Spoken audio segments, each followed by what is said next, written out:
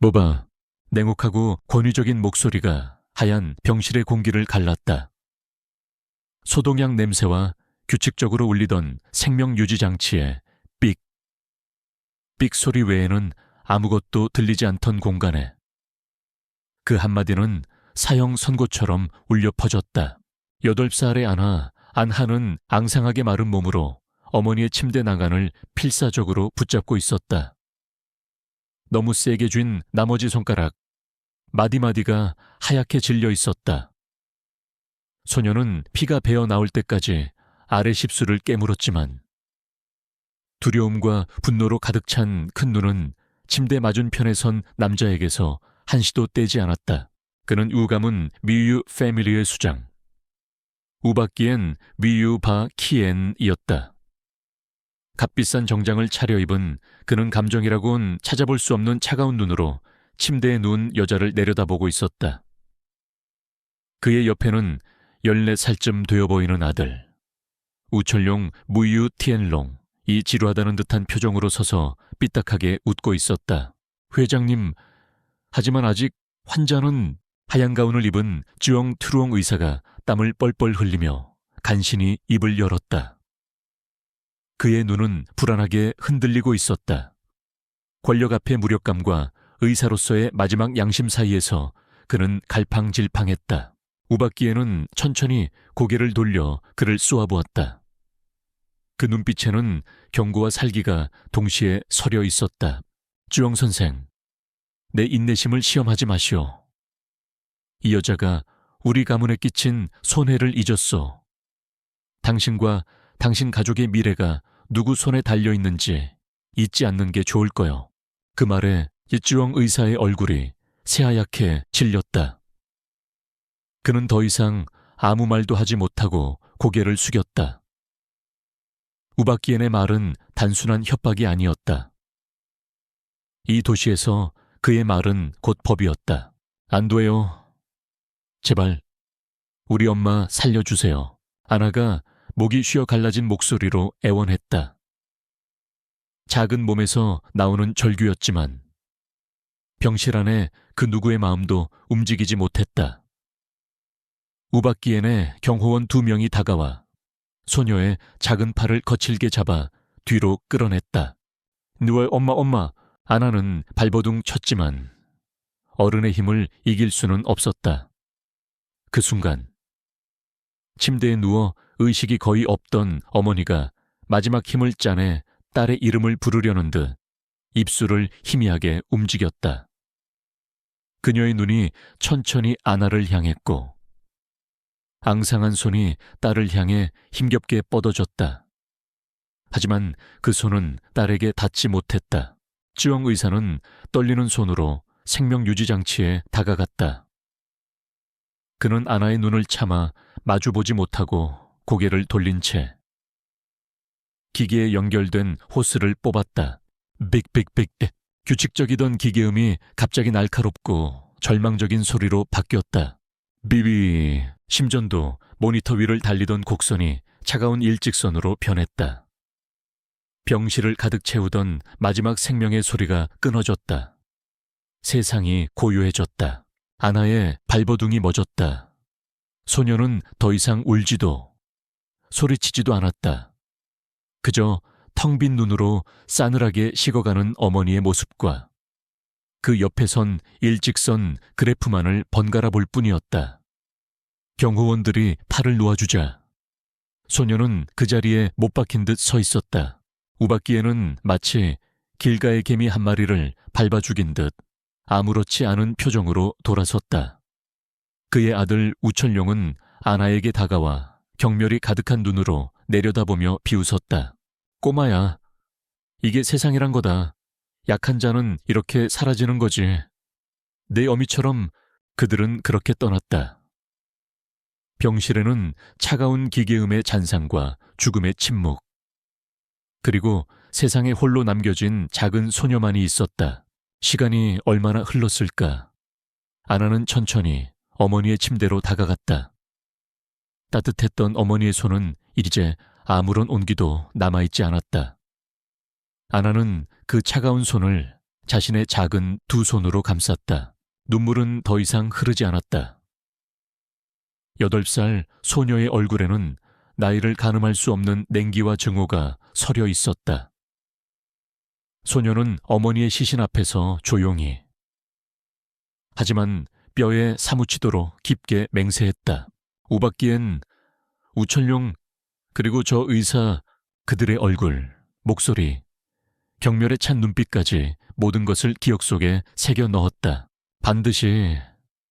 반드시 저들에게 대가를 치르게 할 거야. 오늘 당신들이 내게서 앗아간 모든 것, 피로 갚게 만들겠어. 그날 이후 소녀의 세상에서 햇살은 사라졌다.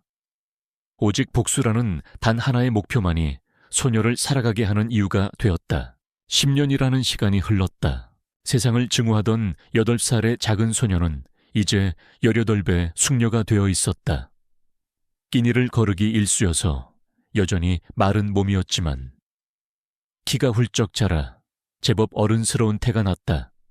하지만 10년의 세월도 바꾸지 못한 것이 있었다. 그것은 바로 그녀의 눈빛이었다. 무심한 듯하면서도 그 깊은 곳에는 여전히 꺼지지 않은 불꽃. 10년 전 어머니의 싸늘한 시신 앞에서 맹세하던 그날의 복수심이 얼음처럼 차갑게 타오르고 있었다. 아나는 도시의 가장 후미진 곳, 낡고 허름한 건물의 옥탑방에서 혼자 살았다. 그녀의 방에는 또래 소녀들의 방에서 흔히 볼 수 있는 화장품이나 예쁜 옷 같은 것은 없었다. 대신 한쪽 벽에는 이 나라의 군사시설이 표시된 지도가 붙어 있었고, 낡은 책상 위에는 각종 무기 재원표와 군사 전략에 관한 책들이 어지럽게 널려 있었다. 그녀의 하루는 동이 트기 전, 도시가 잠에서 깨어나기도 전에 시작되었다. 양쪽 발목에 무거운 모래주머니를 찬 채 그녀는 숨이 턱까지 차오를 때까지 몇 시간이고 강변을 달렸다. 집에 돌아와서는 낡은 책에서 본 호신술 동작을 수천 번씩 반복했다. 땀으로 흠뻑 젖은 몸을 찬물로 씻어내고 나면 그녀는 곧장 공사장이나 식당으로 향했다. 생존을 위해. 그리고 복수를 위한 자금을 마련하기 위해 온갖 굳은 아르바이트를 닥치는 대로 했다. 아나는 알고 있었다. 우가무는 평범한 방법으로는 결코 무너뜨릴 수 없는 돈과 권력의 철옹성이라는 것을. 법은 자신들을 보호하는 방패이자 약자를 짓밟는 무기일 뿐이었다. 언론 이미 그들의 돈에 길들여진 게에 불과했다. 정면으로 부딪히는 것은 계란으로 바위를 치는 것과 같았다. 그녀에게는 다른 힘이 필요했다. 법 위에 군림할 수 있는 힘. 국가가 공인한 합법적인 폭력. 바로 군대의 힘이었다. 그리고 그 중에서도 가장 날카로운 칼날. 최정예 특수부대 흑표부대가 그녀의 목표였다. 지옥보다 더 혹독한 훈련으로 악명 높은 곳. 그곳이라면 자신을 복수의 화신으로 단련시킬 수 있을 거라 믿었다. 문제는 나이였다. 이제 막 18세가 된 그녀가 흑표부대에 지원하기에는 여러 가지 제약이 따랐다. 기다릴 시간이 없었다. 복수는 단 하루도 늦출 수 없는 그녀 삶의 유일한 이유였으니까. 아나는 몇 년간 아르바이트로 모은 돈 전부를 들고 뒷골목에 한 브로커를 찾아갔다. 그녀는 자신의 나이와 신분을 위조한 서류를 손에 넣었다. 떨리는 손으로 서류를 꽉 쥐었을 때 그것은 단순한 종이 조각이 아니었다. 복수를 향한 지옥의 문을 여는 첫 번째 열쇠였다. 며칠 후 아나는 머리를 짧게 자르고 흑표부대 신병훈련소의 연병장에 서 있었다. 지금부터 너희들은 인간이 아니다. 국가의 살인병기다. 내 말 이해했나? 교관의 목소리가 천둥처럼 울려 퍼졌다. 흙먼지가 자욱한 연병장에는 근육질의 덩치 큰 훈련병들만이 가득했다. 그들 사이에 낀 아나의 가녀린 체구는 유독 눈에 띄었다. 뭐야, 저 계집애는 인형같이 생겼네. 공주님이 길을 잘못 찾았나? 쯧쯧. 일주일도 못 버티고 엄마 찾으며 울면서 뛰쳐나갈 걸. 주변에서 들려오는 비웃음과 경멸의 시선이 그녀에게 쏟아졌다.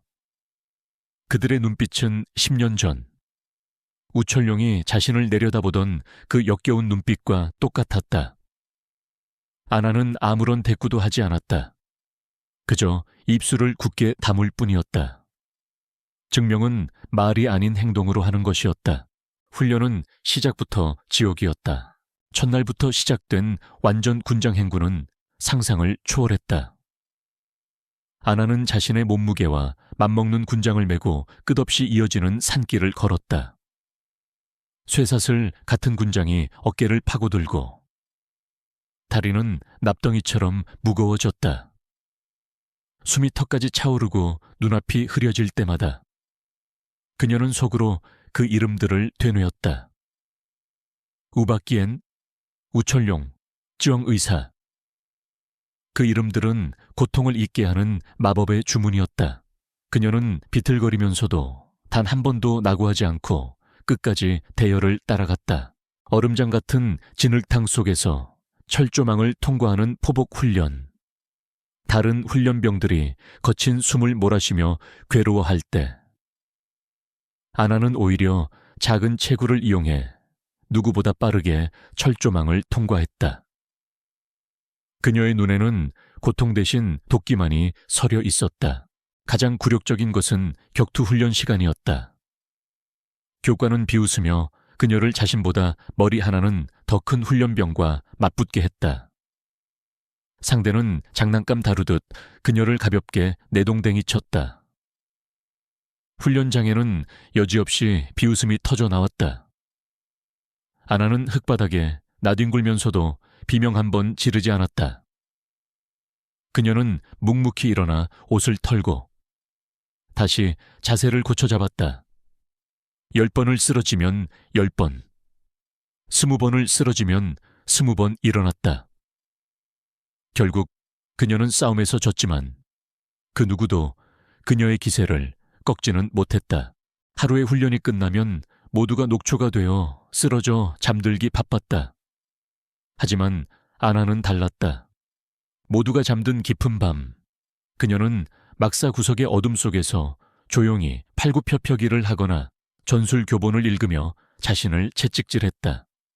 이 고통은 아무것도 아니었다. 어머니가 느꼈을 절망과 고통에 비하면 이 모욕은 아무것도 아니었다.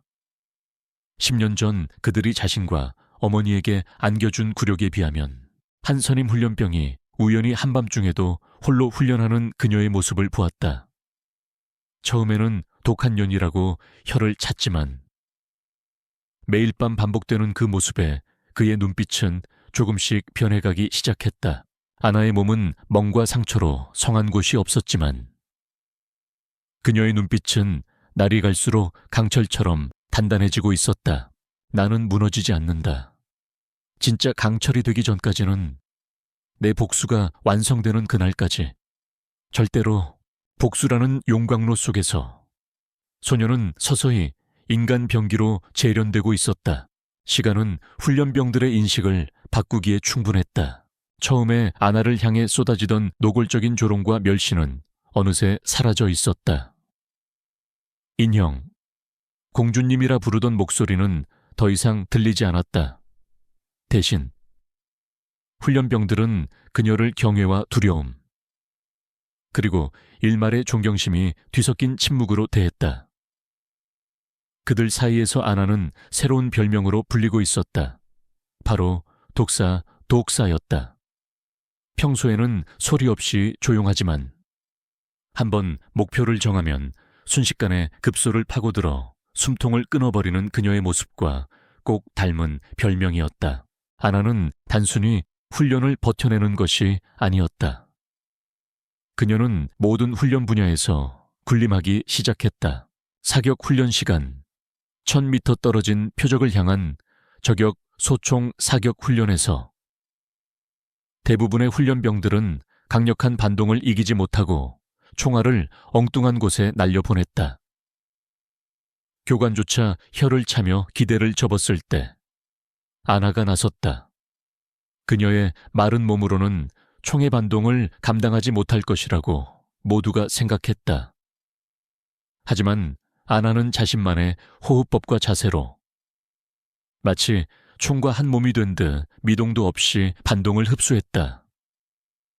탕탕탕 세 발의 총성이 연달아 울렸고 망원경으로 표적을 확인하던 교관의 입이 떡 벌어졌다. 1000m 밖에 표적지 3개, 모두 정확히 미간의 명중에 있었다. 사격장은 찬물을 끼얹은 듯 조용해졌다. 근접 격투술에서 그녀의 진가는 더욱 빛을 발했다. 힘에서는 남성 훈련병들을 당해낼 수 없었지만 그녀는 애초에 힘으로 싸우지 않았다. 그녀의 움직임은 힘이 아닌 기술, 속도, 그리고 정확성에 기반을 두고 있었다. 상대의 힘과 무게를 역이용하고 인체의 가장 취약한 급소와 관절만을 집요하게 노렸다. 마치 죽음의 무용수처럼. 그녀는 상대의 공격을 물 흐르듯 피하며 치명적인 일격을 날렸다. 그녀에게 패배한 훈련병들은 강력한 충격에 쓰러진 것이 아니라 신체의 기능이 마비되어 무력하게 무너졌다. 전술 훈련에서는 그녀의 천재성이 드러났다. 다른 조들이 화력과 힘을 앞세워 정면 돌파를 시도할 때 아나는 지형과 심리를 이용한 변칙적인 전술을 구사했다. 소리를 이용해 적을 유인하고 예상치 못한 곳에 함정을 설치했으며 어둠 속에 숨어 적의 대열을 교란시켰다.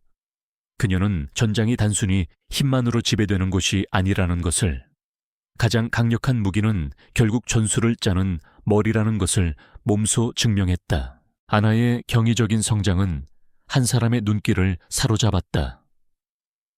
흑표부대의 살아있는 전설, 호랑이라 불리는 전 트란 대령이었다. 수많은 전쟁터를 누비며 산전수전을 다 겪은 그의 얼굴에는 굵직한 흉터와 함께 날카로운 통찰력이 새겨져 있었다. 그는 처음부터 아나를 주목하고 있었다. 처음에는 회의적인 시선이었지만 시간이 지날수록 그의 눈은 흥미와 놀라움으로 빛나기 시작했다. 그는 보았다. 소녀의 가녀린 육체 속에 숨겨진 결코 부러지지 않는 강철 같은 의지를, 그리고 그 의지를 불태우는 동력이 증오라는 위험한 감정이라는 것도 꿰뚫어 보았다. 전 대령은 알고 있었다. 증오는 잘 다스리면 그 어떤 무기보다 강력한 힘을 발휘하지만 통제하지 못하면 결국 자신을 삼켜버리는 무서운 양날의 검이라는 것을 그는 아나가 그 검을 다룰 수 있는 제목인지 시험해보기로 결심했다. 최종 생존 훈련. 그것은 훈련병들을 A, B 두 팀으로 나누어 모의 전투를 벌이는 마지막 관문이었다. 아나는 누가 봐도 열세인 B팀에 배속되었다. A팀에는 가장 기량이 뛰어난 에이스 훈련병들이 모두 모여 있었다. 전투가 시작되자마자 예상대로 B팀은 속수무책으로 밀렸다. A팀은 압도적인 실력으로 B팀을 사냥했고 B팀의 생존자는 하나둘씩 줄어들었다. 마침내 폐 건물에 고립된 B팀의 마지막 생존자는 아나. 단 한 명뿐이었다.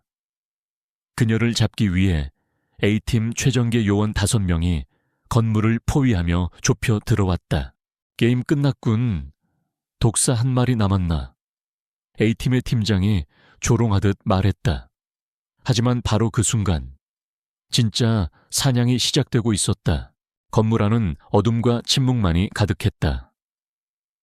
A팀의 첫 번째 대원이 조심스럽게 방 안으로 들어서는 순간 천장의 파이프에 매달려 있던 아나가 소리 없이 그의 등 뒤로 뛰어내려 목을 졸랐다.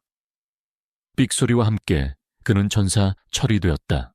남은 4명은 당황했다.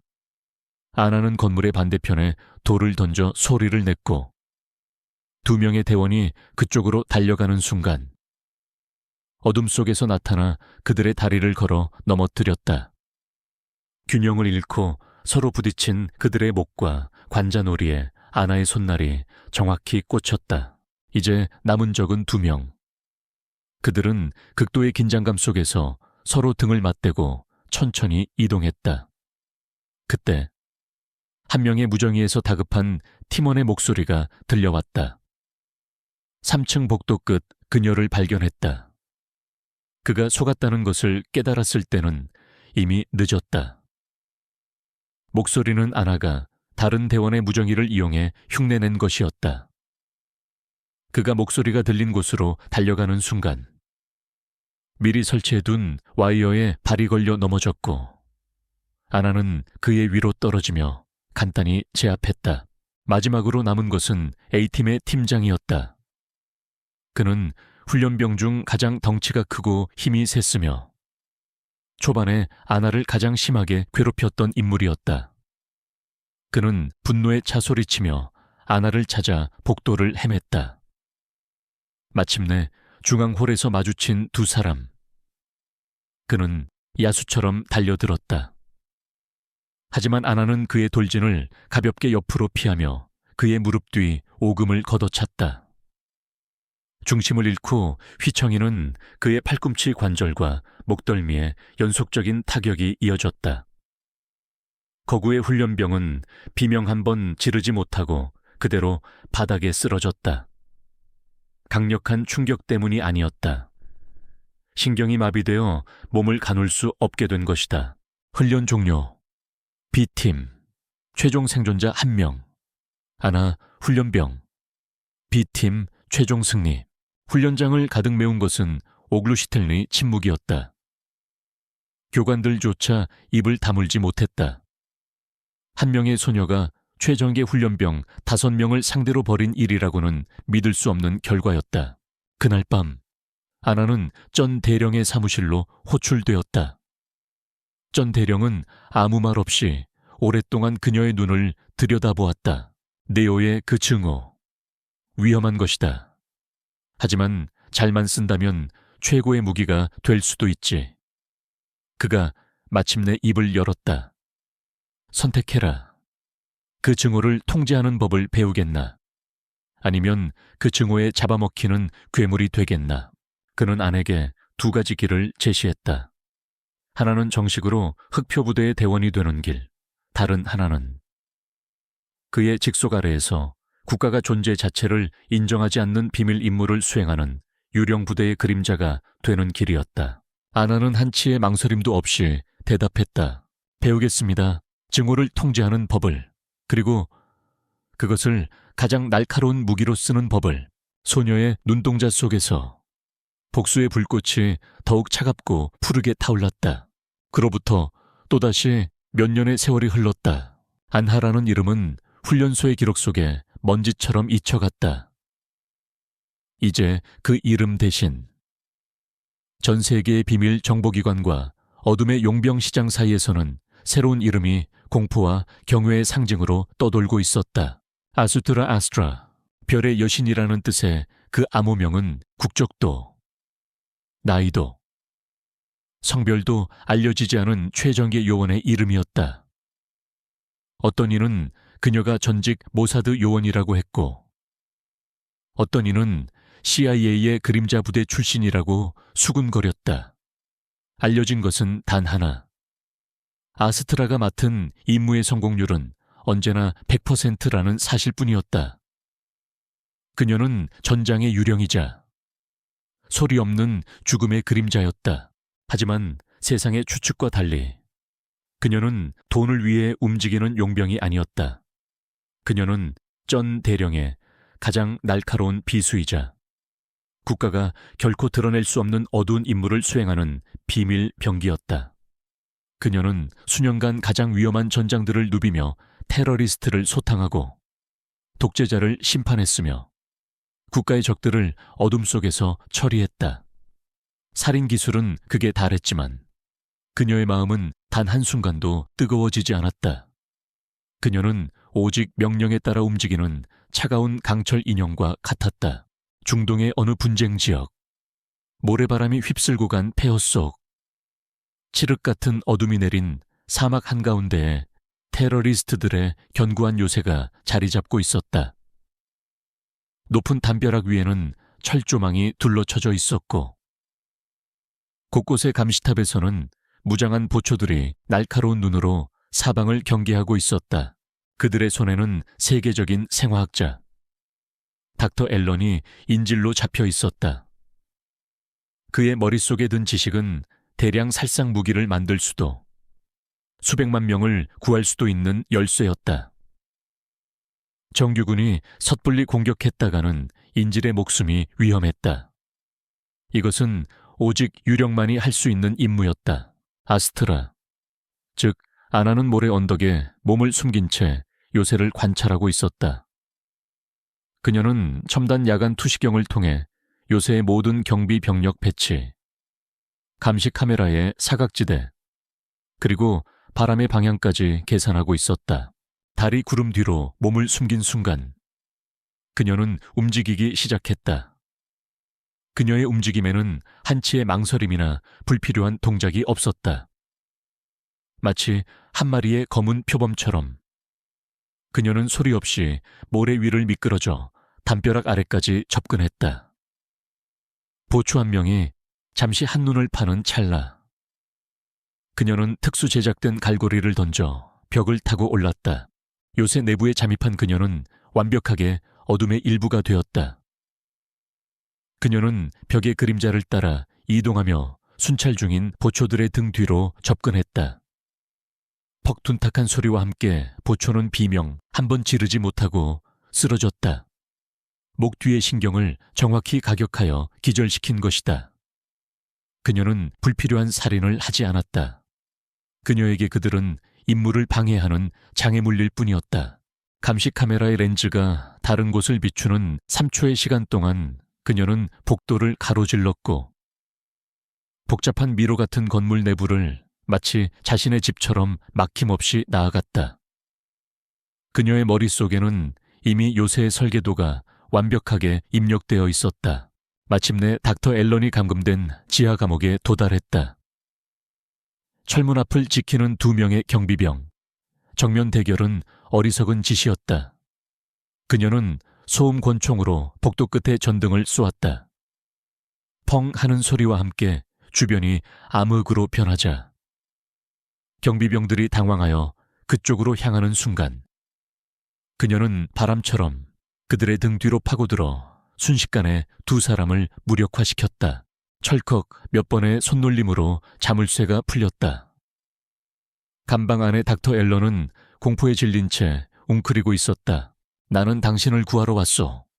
소리 내지 말고 나만 따라오시오.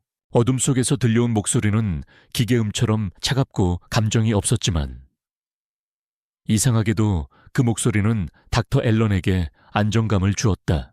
탈출은 침투보다 훨씬 더 소란스러웠다. 이미 요새 전체에 비상경보가 울리고 있었다. 하지만 이것조차 그녀의 계획 일부였다. 혼란은 최고의 어머물이었다. 그녀는 닥터 앨런을 이끌고 침투 경로가 아닌 미리 파악해둔 하수구를 통해 이동했다. 추격해오는 적들을 향해 그녀는 지체 없이 총을 쏘았다. 그녀의 총알은 언제나 머리 혹은 심장. 단 한 발로 적의 움직임을 멈추게 했다. 요새 외곽. 약속된 퇴출 지점에 도착하자 밤하늘에서 소리 없는 검은 헬리콥터가 내려왔다.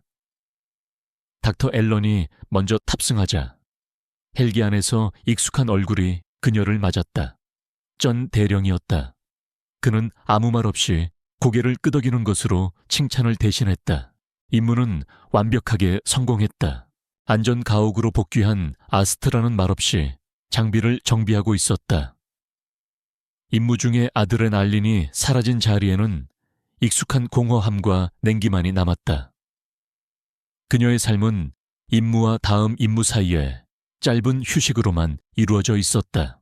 그때 전 대령이 그녀에게 다가와 태블릿 PC 하나를 건넸다.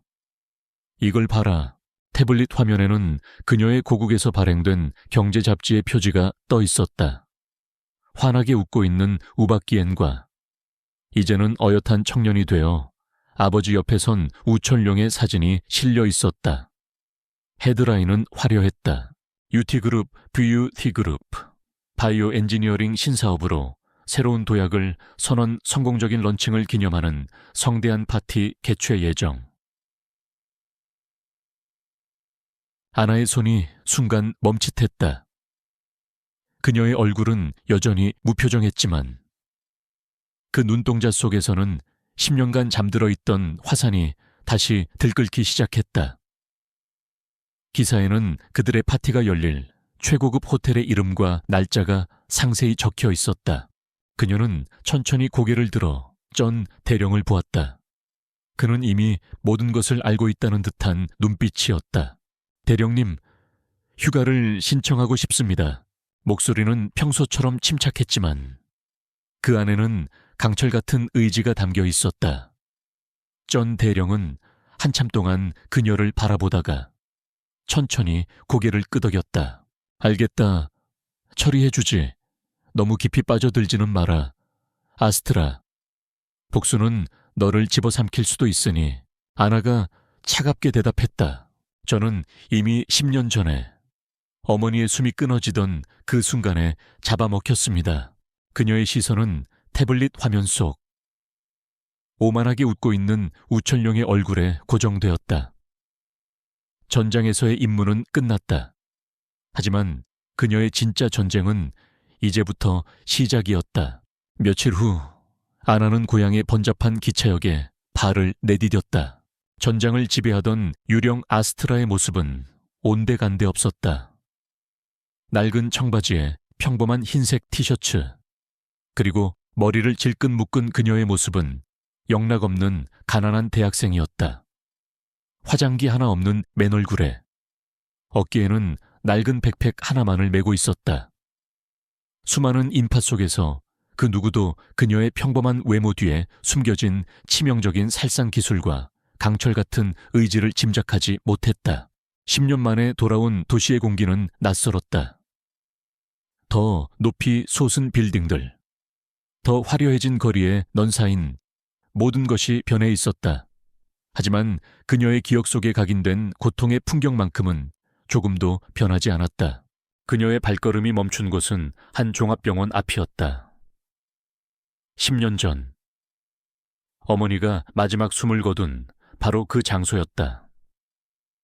그녀는 길 건너편에서 잿빛의 거대한 병원 건물을 말없이 오랫동안 올려다보았다.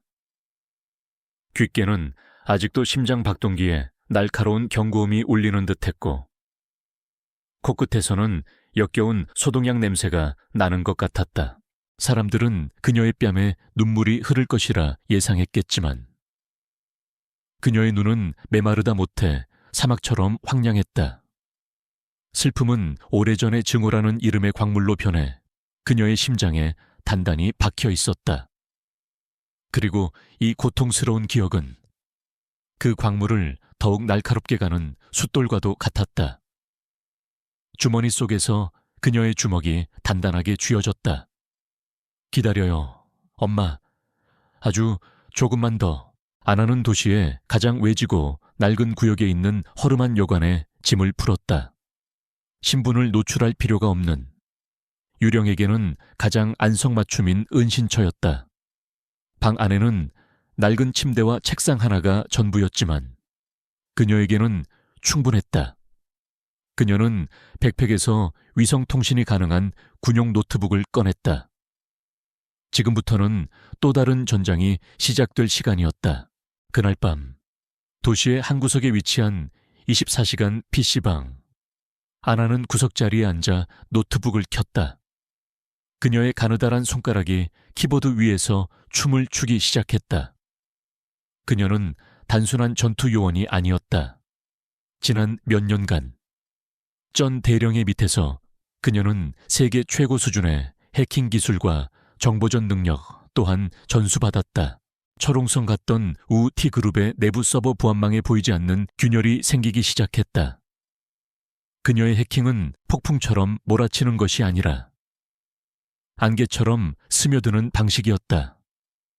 수십 개의 가상 IP를 통해 자신의 위치를 숨기고 시스템 로그를 지워가며 그녀는 조용히 그리고 깊숙이 파고들었다.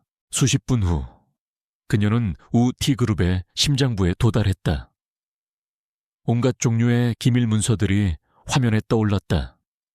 재무제표, 내부 감사 보고서, 이메일, 그리고 그들이 그토록 자랑하던 바이오 엔지니어링 신사업의 실체. 화면을 들여다보던 아나의 눈이 가늘어졌다. 프로젝트의 내용은 허울뿐인 거짓말이었다. 실제로는 도시 외곽에 가난한 주민들이 사는 지역을 헐값에 사들여 그 자리에 유독성 폐기물 처리장을 지으려는 계획이었다. 바이오 사업은 주민들을 속이고 정부의 허가를 받기 위한 위장이었다. 그리고 그 계획의 중심에는 우철룡의 이름이 선명하게 적혀 있었다. 분노가 치밀었지만 그녀는 냉정함을 잃지 않았다. 그녀는 시간을 거슬러 올라가 10년 전의 자료들을 파헤치기 시작했다. 어머니가 돌아가시기 직전의 회사 자료들, 그리고 마침내 그녀는 모든 것을 이해하게 되었다. 그녀의 어머니는 우티그룹의 말단 회계 직원이었다. 그리고 그녀는 우연히 이 폐기물 처리장 계획의 초기 자금 흐름과 관련된 비자금 내역을 발견했던 것이다. 어머니는 그것이 단순한 탈세라고 생각하고 상부에 보고하려 했다. 그것이 그녀의 죽음을 부른 이유였다. 사업 기밀 유출은 그들이 만들어낸 더러운 명분일 뿐. 어머니의 죽음은 단순한 횡포가 아니었다.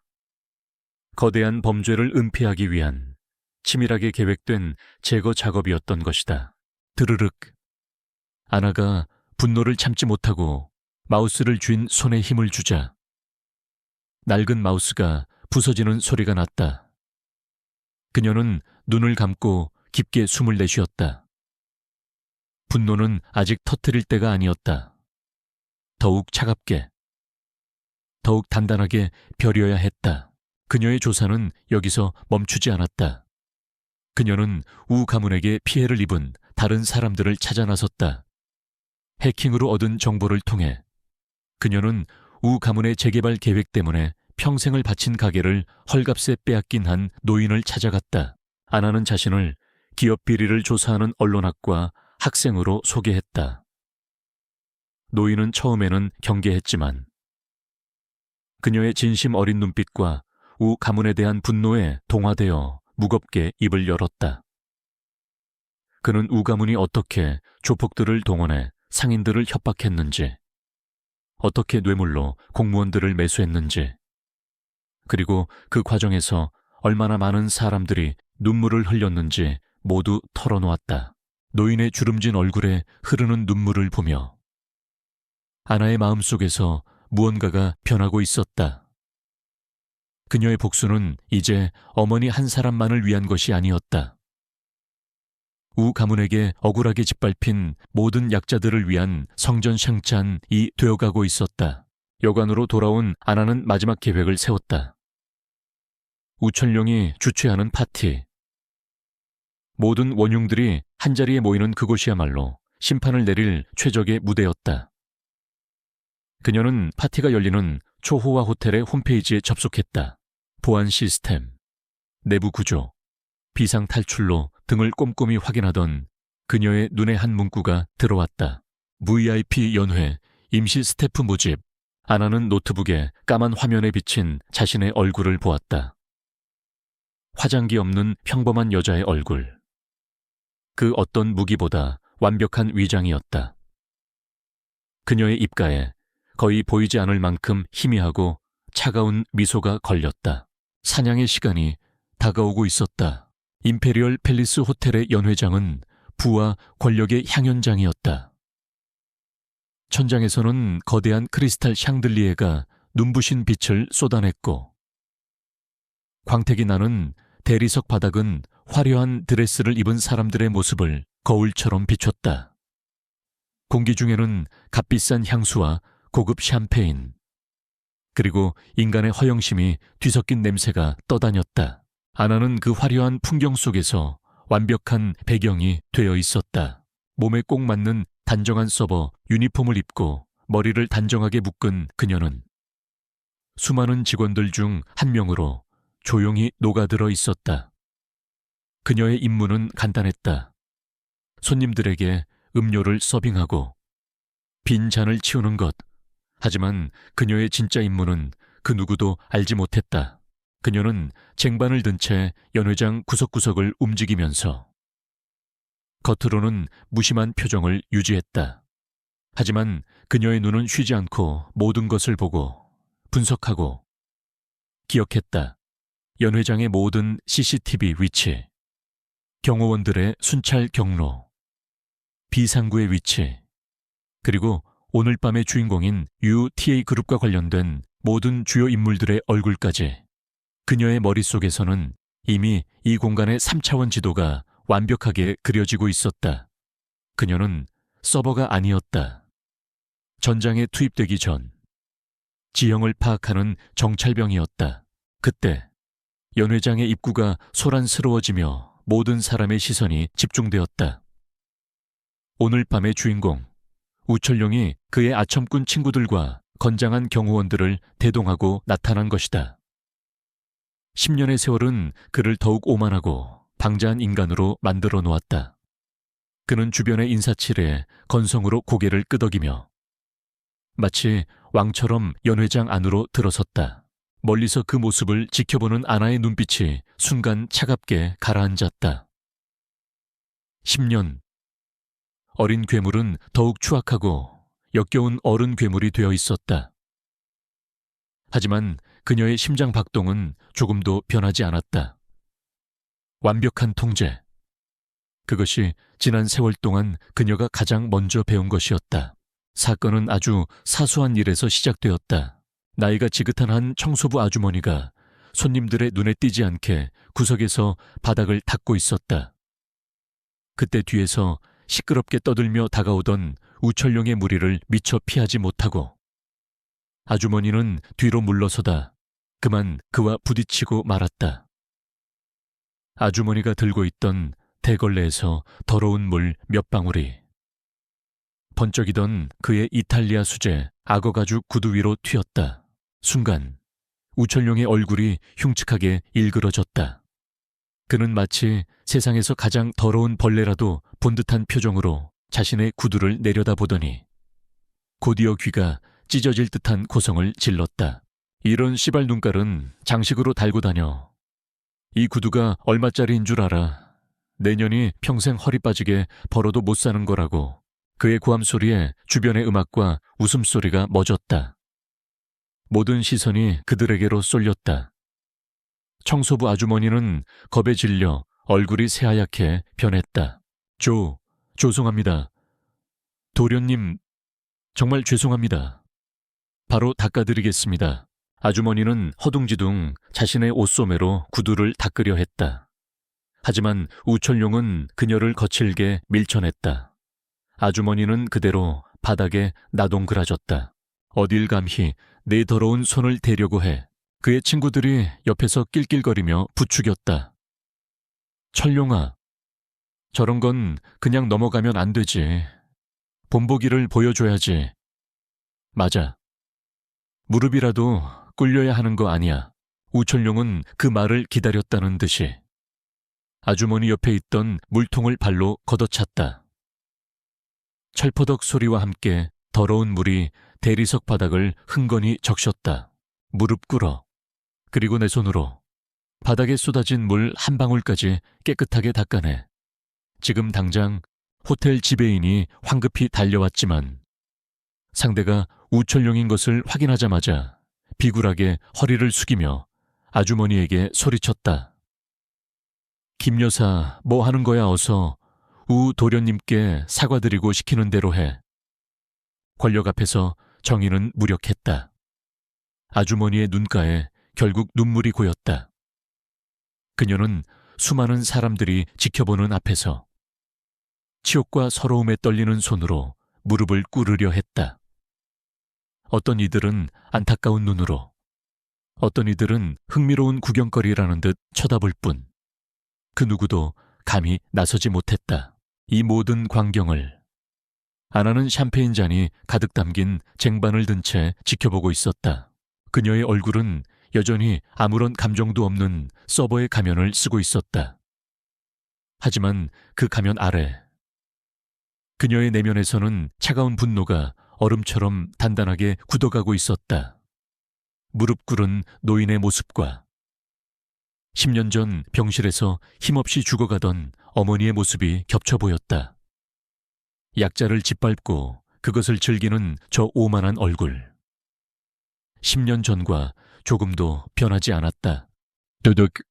그녀의 소나귀에서 맑고 투명했던 샴페인 잔에 가느다란 모기 소리 없이 가루가 되어 부서졌다. 날카로운 유리가 손바닥을 파고들었지만 그녀는 아무런 고통도 느끼지 못했다. 쟁반은 조금도 흔들리지 않았다. 그녀의 거대한 복수 계획에서 이것은 사소한 돌발 상황일 뿐이었다. 지금은 때가 아니었다. 조용히, 계획대로 움직여야 했다. 그녀의 이성은 그렇게 말하고 있었다. 하지만 그녀의 심장이, 그녀의 영혼이 그것을 허락하지 않았다. 지난 수년간 불의와 싸우도록 훈련받은 그녀의 몸이 어머니의 죽음 앞에서 새겨진 정의에 대한 갈망이 이 광경을 외면하는 것을 거부했다. 아나는 조용히 근처 테이블에 쟁반을 내려놓았다. 손바닥에서 흐르는 피를 유니폼 침에 아무도 모르게 닦아냈다. 그리고 그녀는 자신의 유니폼을 한번 매만진 뒤 소란의 중심을 향해 망설임 없이 차분하고 침착한 걸음으로 걷기 시작했다. 연극은 이제 막 시작되었다. 하지만 주연 배우는 첫 장면의 대사를 직접 바꾸기로 결심했다. 연회장의 모든 소음이 거짓말처럼 멎었다. 시간이 멈춘 듯한 정적 속에서 대리석 바닥을 울리는 또각, 구두 소리만이 선명하게 들려왔다. 소리의 주인은 아나였다. 그녀는 조금의 망설임도 없는 침착하고 규칙적인 걸음으로 소란의 중심으로 다가오고 있었다. 수백 명의 시선이 일제히 그녀에게로 향했지만 그녀는 전혀 위축되지 않았다. 마침내 우철룡의 앞에 다다른 아나는 그를 먼저 쳐다보지 않았다. 대신 그녀는 바닥에 무릎을 꿇고 있는 청소부 아주머니를 향해 몸을 숙였다. 그녀의 목소리는 주변의 소음을 압도할 만큼 크지는 않았지만 이상하게도 모두의 귓가에 똑똑히 들릴 만큼 명료했다. 아주머니, 일어나세요. 이런 일을 하실 필요 없습니다. 그 행동과 말은 너무나 예상 밖의 것이어서. 아주머니는 물론이고 주변의 모든 사람들이 놀라 눈을 동그랗게 떴다. 우철룡은 자신의 연극이 방해받았다는 사실에 미간을 찌푸렸다. 뭐야, 니언. 그제야 아나는 천천히 몸을 일으켜 우철룡을 마주보았다. 그녀는 직업적인 미소를 지으며 정중하게 고개를 숙였다. 완벽한 호텔 직원의 모습이었다. 손님, 소란을 일으켜 대단히 죄송합니다. 이 문제는 저희 직원선에서 책임지고 처리하도록 하겠습니다. 그녀의 태도는 지극히 공손했다. 하지만 그 공손함 속에는 더 이상 이분을 괴롭히지 말라는 단단한 심지가 느껴졌다. 우철룡은 순간적으로 불쾌감을 느꼈다. 일개 서버 주제에 감히 자신을 가르치려 드는 듯한 느낌. 그의 오만한 자존심에 금이 갔다. 그는 위아래로 아나를 훑어보았다. 몸에 딱 붙는 저렴한 유니폼, 화장기 없는 얼굴. 아무리 봐도 시급이나 받으며 하루하루를 살아가는 하찮은 존재였다. 내까짓 게 뭔데 나서서 처리하네. 만에야 어디서 굴러먹던 뼈다귀인데 감히 내 앞을 막아서. 우철룡의 친구들이 옆에서 낄낄거리며 거들었다. 야, 철룡아, 저 서빙하는 애 얼굴은 반반하게 생겼는데 분수를 모르네. 그러게 말이야. 우리 철룡이가 누군 줄 알고 호텔 지배인도 설설기는데. 아나를 향한 노골적인 조롱과 멸시가 쏟아졌다. 그녀의 사회적 지위와 성별에 대한 명백한 편견이었다. 하지만 아나의 표정에는 작은 변화도 없었다. 그녀는 여전히 감정을 읽을 수 없는 미소를 띤 채 침착하게 대답했다. 손님께서 화가 나신 마음은 충분히 이해합니다. 하지만 연로하신 분께 이리 하시는 것은 옳지 않습니다. 손님의 구두와 더러워진 바닥은 제가 책임지고 규정에 따라 변상 및 처리해 드리겠습니다. 그녀의 이성적이고 논리적인 대답은 오히려 우철룡의 분노에 기름을 부었다. 그는 겁을 먹고 빌거나 혹은 울면서 애원하는 감정적인 반응을 원했다. 하지만 눈앞의 이 계집애는 마치 로봇처럼 사무적인 말만 내뱉고 있었다. 책임 네가 뭘로 책임을 질 건데. 우철룡이 버럭 소리를 지르며 아나의 어깨를 거칠게 밀쳤다. 내년 월급, 몇 년치를 몽땅 털어도 내 구두 한 짝 값도 안 나오는 주제에 아나는 뒤로 몇 걸음 비틀거렸지만 놀라울 정도의 균형 감각으로 넘어지지 않고 자세를 바로 잡았다. 그리고 바로 그 순간 그녀의 눈에서 처음으로 직업적인 미소가 사라졌다. 서버의 가면이 벗겨진 자리에는 전장을 누비던 아스트라의 얼음장 같은 냉기가 섬광처럼 스쳐 지나갔다. 우철룡은 그녀의 그 차가운 눈빛을 반항으로 받아들였다. 감히 하찮은 것이 자신에게 굴복하지 않는다는 사실에 그의 이성의 끈이 완전히 끊어지고 말았다. 이 미친년이 눈 안 깔아. 그는 짐승처럼 으르렁거리며 성큼 다가가 아나의 유니폼 멱살을 움켜쥐었다. 두 사람의 얼굴이 주먹 하나 들어갈 거리까지 가까워졌다. 아나의 코 속으로 그에게서 풍기는 역겨운 술 냄새가 끼쳐왔다. 본때를 보여줘야 네 주제를 알겠지. 감히 누구 앞에서 고개를 빳빳이 쳐들고 있는지. 내가 똑똑히 가르쳐주마. 우철룡은 멱살을 잡았던 손을 놓고 대신 그 손을 높이 치켜들었다. 짜간하는 파열음과 함께 그녀의 뺨에 수치심을 새겨주려는 의도였다. 그의 얼굴에는 잔인하고 가학적인 미소가 떠올랐다. 연회장의 모든 사람들이 숨을 죽였다. 청소부 아주머니는 겁에 질린 채 두 손으로 입을 막았다. 호텔 지배인은 차마 눈을 뜨고 보지 못하고 고개를 돌렸다. 우철룡의 친구들은 흥미로운 구경거리가 생겼다는 듯 휘파람을 불었다. 우철룡의 손바닥이 아나의 뺨을 향해 수많은 조명이 비추는 연회장 한가운데를 가르며 날아갔다. 그 찰나의 순간 시간은 마치 영원처럼 느리게, 아주 느리게 흘러가고 있었다. 짝! 날카로운 파열음이 연회장에 울려 퍼졌다. 하지만 그것은 예상했던 살과 살이 부딪히는 소리가 아니었다. 훨씬 더 단단하고 무언가 부딪혀 막히는 듯한 기묘한 소리였다. 시간이 다시 흐르기 시작했을 때 사람들은 눈앞의 광경을 믿을 수 없었다. 우철룡의 손은 아나의 뺨에 닿지 않았다. 뺨에서 불과 몇 센티미터 떨어진 허공에서 그의 손목은 공중에 멈춰 있었다.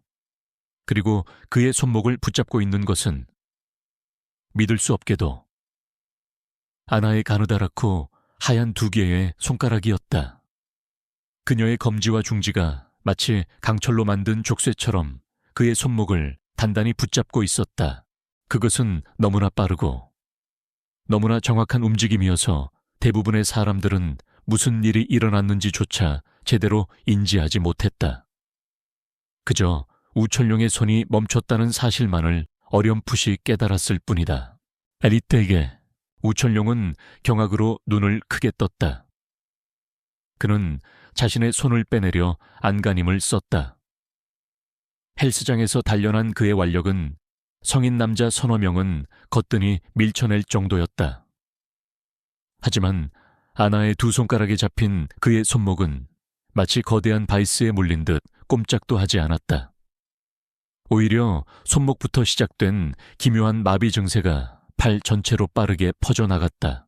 바로 그 순간 아나가 그의 눈을 똑바로 들여다보며 속삭였다. 그녀의 목소리는 더 이상 공손한 서버의 목소리가 아니었다. 겨울의 칼바람보다 더 차갑고 모든 감정이 거세된 듯한 목소리였다. 내더러운 손으로 그녀는 말과 동시에 그의 손목을 잡은 두 손가락에 아주 미세한 힘을 가했다. 손목 관절의 가장 취약한 부분을 비트는 전문가가 아니면 결코 알 수 없는 기술이었다. 으드득 크지는 않지만 주변 사람들이 듣기에는 충분히 소름 끼치는 소리가 울렸다. 뼈와 연골이 뒤틀리는 끔찍한 소리였다. 우철룡의 입에서 비명이 터져 나왔다. 그의 얼굴이 고통으로 하얗게 질리며 흉측하게 일그러졌다. 팔 전체를 관통하는 격통에 그는 저항할 생각조차 하지 못하고 그대로 무릎을 꿇었다. 아나는 무너져 내리는 그를 내려다보며 마지막 말을 내뱉고는 그의 손목을 놓아주었다. 나를 건드리지 마라. 그녀는 방금 전까지 자신을 위협하던 남자를 이제는 바닥에서 신음하는 벌레를 보듯 차갑게 내려다보았다. 불과 몇 초 만에 연 회장의 권력 구도는 완벽하게 그리고 돌이킬 수 없게 뒤바뀌었다. 연 회장은 물을 끼얹은 듯 조용해졌다. 아첨꾼 친구들의 얼굴에서는 웃음기가 사라지고 경악과 이제 막 피어나는 공포심만이 남아있었다. 호텔 지배인은 입을 뻐끔거리며 아무 말도 하지 못했다. 가장 먼저 정신을 차린 것은 전문적으로 훈련받은 우철룡의 경호원들이었다. 그들은 자신들의 고용주가 정체불명의 여자에게 공격당해 무릎을 꿇었다는 사실에 경악했다. 회장님, 전연을 잡아 검은 양복을 입은 두 명의 고안이 아나를 향해 달려들었다. 그들의 눈에는 살기가 번뜩였다. 하지만 아나는 도망치거나 방어 자세를 취하지 않았다. 그녀는 그저 조용히 서 있을 뿐이었다. 경호원들이 자신과의 거리를 좁혀오는 순간 그녀는 아주 자연스럽게 한 걸음 뒤로 물러섰다. 그것은 후퇴가 아니었다. 일반인들은 알 수 없지만 무술을 연마한 사람이라면 그 안에 담긴 무시무시한 의미를 알아차릴 수 있는 움직임이었다. 무게중심을 낮추고 언제든 폭발적인 힘을 낼 수 있는 완벽한 전투 준비 자세로의 전환이었다. 그리고 그녀는 고개를 들어 달려드는 두 남자를 바라보았다. 그 순간 서버의 가면은 완전히 벗겨지고 전장의 유령. 아스트라의 눈빛이 드러났다. 그 눈에는 분노도, 두려움도, 망설임도 없었다. 오직 눈앞의 목표물에 대한 냉정한 분석, 약점과 급소를 파악하는 포식자의 눈빛만이 존재했다. 산전수전 다 겪은 테러리스트들조차 얼어붙게 만들었던 바로 그 눈빛이었다. 두 명의 경호원들은 본능적으로 위협을 느꼈다. 수많은 싸움과 위기 상황을 겪으며 단련된 그들의 생존 본능이 비명을 지르고 있었다. 저 여자는 평범한 서버가 아니다. 저것은 인간의 형상을 한 죽음 그 자체다. 그들의 발걸음이 자신들도 모르는 사이에 미세하게 느려졌다. 임무를 수행해야 한다는 이성과 도망쳐야 한다는 본능 사이에서의 치명적인 망설임이었다. 주변의 손님들은 공포에 질려 뒷걸음질 치며 자연스럽게 그들을 중심으로 커다란 원을 만들었다. 연 회장은 이제 거대한 결투장이 되었다. 망설임의 순간은 길지 않았다. 경호원 중 리더로 보이는 남자가 이를 악물며 공포를 떨쳐내려 애썼다. 뭘 망설여. 그냥 계집애 하나잖아. 당장 덮쳐. 그는 스스로에게 그리고 동료에게 외치며 다시 속도를 높여 아내에게 주먹을 날렸다. 강철 같은 주먹이 아나의 얼굴을 향해 날아들었다. 그가 주먹을 내지르는 바로 그 순간 아나의 몸이 마치 아지랑이처럼 희미하게 흔들리며 그의 공격을 피하는 동시에 그의 품 안으로 파고들었다. 심판의 시간이 시작되고 있었다. 경호원의 주먹이 아나의 코앞에 도달하기 직전. 시간이 다시 한번 왜곡되는 듯한 착각이 일었다. 아나의 몸이 한순간 아지랑이처럼 흐려지더니 주먹의 궤도를 가볍게 흘려보내며 경호원의 품 안으로 파고들었다. 박! 둔탁한 소리가 울렸다. 아나의 손바닥이 경호원의 명치를 정확히 가격했다. 거구의 남자는 컥 하는 소리와 함께 숨이 막힌 채 허리를 숙였다. 그 순간 아나의 팔꿈치가 번개처럼 솟구쳐 그의 목덜미 신경다발을 내리찍었다. 경호원은 비명조차 지르지 못하고 그대로 정신을 잃은 채 바닥으로 고꾸라졌다. 모든 것이 2초 안에 일어난 일이었다. 아이 인연이 두 번째 경호원이 동료의 모습에 경악하며 발차기를 날렸다. 아나는 그 발차기를 막는 대신 팔뚝으로 가볍게 쳐내며 공격의 방향을 틀었다.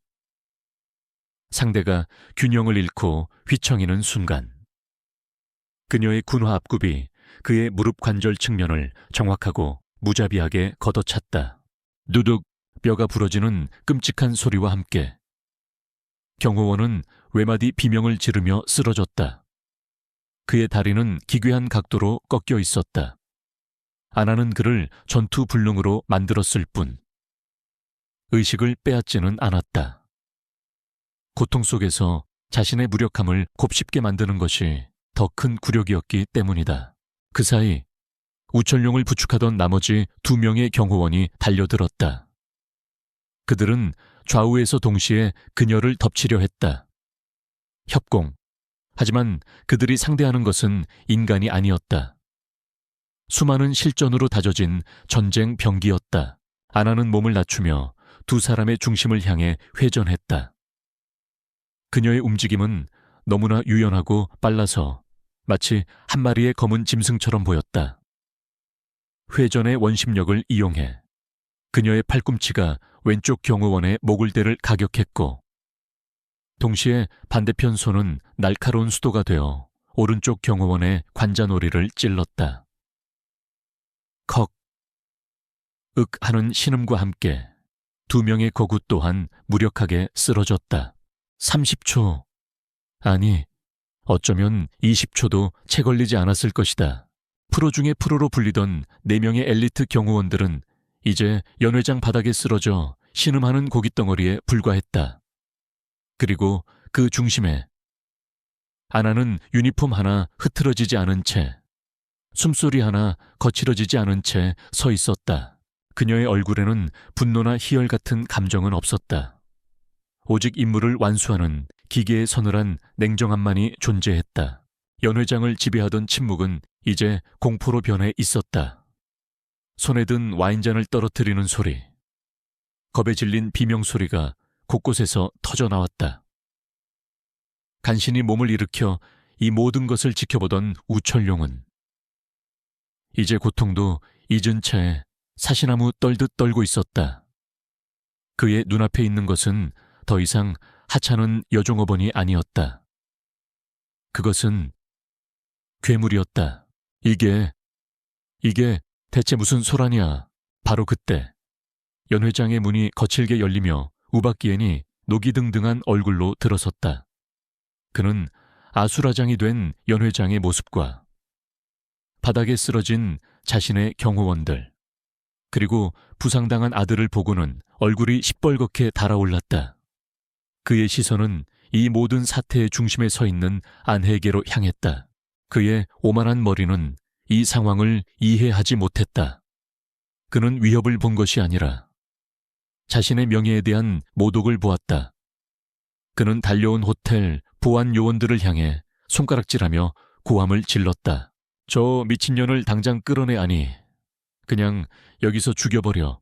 하지만 그 순간 아나는 우박기엔이나 보안 요원들은 안중에도 없다는 듯 유니폼 안주머니에서 검고 투박한 모양의 전화기를 꺼냈다.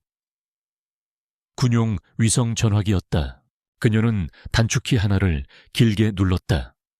신호음도 없이 통화는 즉시 연결되었다. 그녀의 목소리는 소란스러운 연회장 전체를 얼어붙게 할 만큼 차갑고 강력한 권위를 담고 있었다. 여기는 아스트라. 그녀는 잠시 말을 끊었다가 마치 사형 선고를 내리듯 말을 이었다. UT그룹을 국가 반역 및 자금 세탁, 불법 폐기물 처리 등의 혐의로 즉시 긴급 동결을 요청한다. 그룹 소유의 모든 자산과 관련 인원 전원을 현 시간부로 통지할 것. 현재 좌표는 임페리얼 팰리스 호텔 연회장. 짧은 통화가 끝났다. 아스트라라는 이름의 의미를 아는 사람은 아무도 없었다. 하지만 국가 반역이라는 무시무시한 단어는 모든 사람의 등골을 서늘하게 만들기에 충분했다. 우바키엔이 코숨을 쳤다. 가짜는 연극은 집어치워라. 내년이 대체 뭔데? 그런 말을 그의 말이 끝나기도 전에 아나는 목에 걸고 있던 군번줄을 꺼내 들었다. 그리고 그것을 우바키엔을 향해 던졌다. 쨍그랑 날카로운 금속성 소리를 내며 티타늄으로 보이는 검은색 군번줄이 그의 발치에 떨어졌다. 우바키엔은 자기도 모르게 고개를 숙여 그것을 보았다. 한쪽 면에는 에에스타라라는 그녀의 암호명이, 그리고 반대쪽에는 번개와 칼을 휘감고 있는 검은 표범의 형상. 국가 권력의 최상층부조차 그 존재를 어렴풋이만 알고 있는 대통령 직속의 비밀 특수부대, 유령의 상징이었다. 우바키에는 그 상징의 정확한 의미는 몰랐다. 하지만 그가 평생을 상대해온 권력의 세계에서 그것이 경찰이나 일반 군대의 것이 아니라는 것쯤은 알 수 있었다. 이것은 법 위에 존재하는 훨씬 더 근원적이고 위험한 힘의 상징이었다. 그의 얼굴에서 핏기가 사라졌다. 그는 그제야 깨달았다. 자신이 하찮은 여종업원을 건드린 것이 아니었다. 국가의 가장 깊은 어둠 속에 숨겨진 칼날을 건드린 것이었다. 그의 머릿속이 하얗게 변하는 순간 연회장 밖에서 육중한 군화 소리가 복도를 울리며 다가왔다. 고왕 연회장의 거대한 유리문이 산산조각 나며 머리부터 발끝까지 검은색 특수장비로 무장한 대테러 부대원들이 쏟아져 들어왔다. 그들은 경찰이 아니었다. 진짜 군인. 그 중에서도 최정의 특수부대원들이었다. 그들은 일사불란하게 움직이며 연회장을 순식간에 장악했고 그들의 소총에 달린 레이저 조중형이 겁에 질린 사람들의 가슴을 겨눴다. 부대의 지휘관으로 보이는 장교가 안에게로 다가와 한치의 오차도 없는 완벽한 각도로 경례를 붙였다. 아스트라님, 명령을 내려주십시오. 여신 에이스트라의 분노는 이제 막 심판의 서곡을 울리기 시작했다. 지휘관의 경례를 받은 아나는 더 이상 호텔의 서버가 아니었다. 그녀는 이 상황을 완벽하게 통제하는 심판관이었다. 그녀의 차가운 시선이 바닥에 주저앉아 공포에 질려있는 우바키엔과 우철룡에게로 향했다. 우바키엔과 우철룡을 국가 반역죄 및 관련 혐의의 현행범으로 체포한다. 그녀의 목소리는 낮았지만 연회장 안의 모든 사람들의 귓가에 대모처럼 박혔다. 현장의 모든 인원들을 즉시 격리하고 신원을 조사하라. 우티그룹과 관련된 모든 불법 행위의 증거를 하나도 빠짐없이 확보한다. 명령 접수. 지휘관의 우렁찬 대답과 함께 특수부대원들은 기계처럼 움직이기 시작했다. 도시의 왕처럼 군림하던 우바키에는 저항하려 했다. 그는 유력 정치인들과 법조계 인사들의 이름을 외치며 발악했다. 내 놈들이 감히 누굴 건드리는 줄 알아. 내가 오오오 의원과 더비류선에. 하지만 그의 위협은 더 이상 통하지 않았다. 군인들은 그의 말을 무시한 채 거칠게 그의 팔을 꺾어 뒤로 수갑을 채웠다. 평생 남을 굴복시키기만 했던 남자는 생전 처음으로 무력하게 무릎 꿇리는 굴욕을 맛보았다. 우철룡은 더욱 비참했다. 그는 어린아이처럼 울부짖으며 살려달라고 애원했다. 조금 전까지의 오만함은 온데간데 없이 사라진 한 마리 겁먹은 개와 같았다. 심판은 연회장에서만 이루어진 것이 아니었다. 바로 그 시각, 또 다른 특수부대팀이 10년 전의 의사, 쯔엉의 개인 병원을 급습했다. 그는 자신의 죄가 드러날 것을 예감하고 과거의 진료 기록들을 파쇄하려던 참이었다. 그의 비겁함에 대한 대가는 10수년이 지나서야 가장 끔찍한 방식으로 치러졌다. 그날 밤을 기점으로 철옹성 같았던 우 T그룹의 신화는 하룻밤 만에 무너져 내렸다. 다음 날 모든 언론이 대서특필로 그들의 몰락을 보도했다. 충격 대한민국 뒤흔든 재벌그룹, 국가 반역 혐의로 정역 해체, 우 T그룹의 추악한 민낯, 불법 폐기물 처리와 비자금 조성 혐의 포착. 어제까지만 해도 그들을 찬양하던 언론들은 이제 기다렸다는 듯이 그들의 시체를 물어뜯었다. 죄악 위에 세워진 모래성은 이토록 허무하게 먼지처럼 사라져버렸다. 몇 주 후 모든 소란이 가라앉은 도시의 한적한 공동묘지. 따스한 햇살이 푸른 잔디 위로 쏟아지고 있었다. 아나는 검은색 원피스 차림으로 작은 묘비 앞에 서 있었다. 화장기 없는 그녀의 얼굴에는 더 이상 전장의 냉기도 복수의 광기도 없었다. 그저 어머니를 찾아온 평범한 딸의 모습만이 남아있었다. 묘비에는 사랑하는 나의 어머니, 김소영, 이곳에 잠들다라고 적혀 있었다.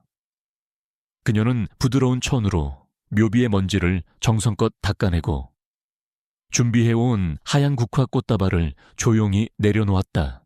그리고 그녀는 목에 걸고 있던 아스트라의 검은 군번줄을 풀었다.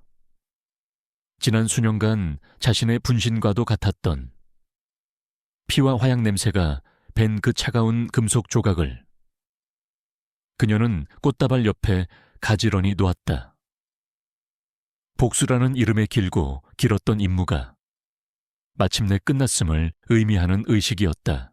그녀는 묘비를 어루만지며 오직 어머니만이 들을 수 있는 작은 목소리로 속삭였다. 엄마, 다 끝났어요. 이제 편히 쉬세요. 제가 해냈어요. 엄마, 바로 그 순간 지난 10년이 넘는 시간 동안 단 한 번도 흐르지 않았던 눈물 한 방울이 그녀의 뺨을 타고 흘러내렸다. 그것은 슬픔이나 분노의 눈물이 아니었다. 자신을 올가매던 지독한 증오와 복수심을 마침내 씻어내는 정화징화의 눈물이었다. 햇살이 그녀의 젖은 뺨을 따스하게 감쌌다. 마치 하늘에 있는 어머니가 이제 모든 짐을 내려놓은 딸을 위로해주는 것만 같았다. 아스트라라는 이름은 그날 이후 다시 전설 속으로 사라졌다. 하지만 그녀의 이야기는 세상에 하나의 진실을 남겼다. 진정한 힘은 결코 겉모습에 있지 않으며 정의는 때로 더딜지라도 반드시 찾아온다는 것을